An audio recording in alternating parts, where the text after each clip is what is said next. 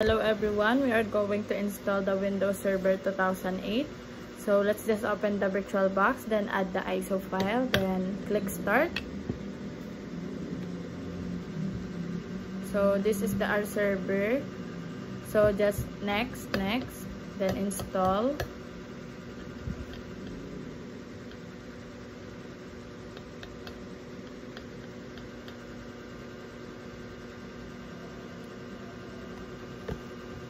So, custom, then next, then wait lang natin siyang mag-loading. So, ito, yung Windows Server natin is important since a lot of activity na papagawa sa amin is talagang connected dito sa aming Windows Server. So, we must follow the requirements.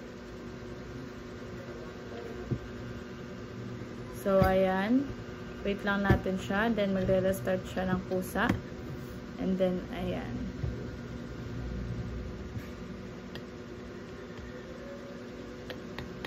So, once na ganyan, mag-open na rin yan. Then, we're just going to log in the administrator.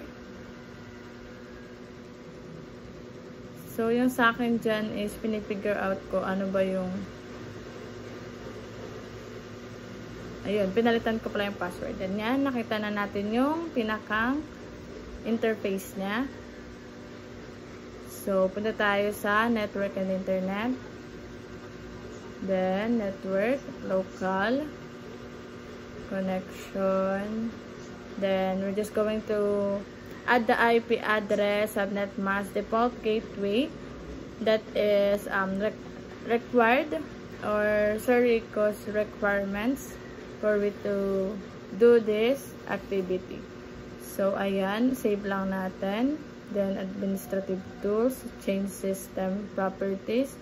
So, pinangalanan ko lang yan sa akin. Then, nireset ko lang siya.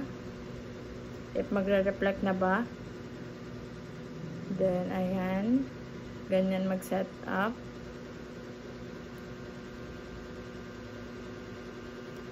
So, dapat sa isang option siya pumunta. Then, ayan, nilagin ko lang ulit ang ating administrator. So, punta tayo sa server manager, then roles, then click next. Then, select, alam ko selected lang yung iti-check here. But, I just copy them. Then, next lang natin, then close. Then, we're now going to open the prompt since meron akong na-search through internet if what are the things to do. So, yan. Next lang natin. So, the password.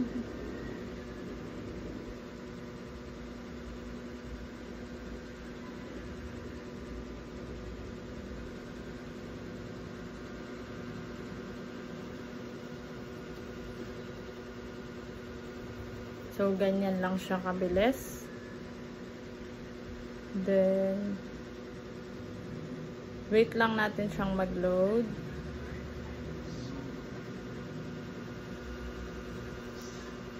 Pinas-forward ko lang siya if hindi kasi sobrang haba din ng time na na-consume ko dito. So, to make it short, I just edited it. Then, yan. Login na natin ulit.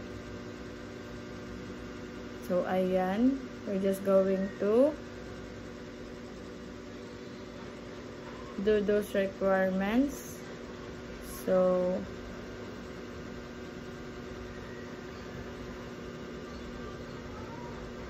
as you can see, we're going to click the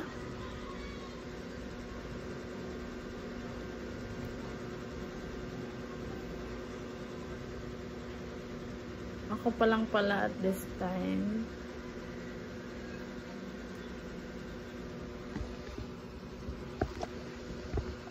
So, ayan. Parang nag-stuck ako dyan sa part na yan.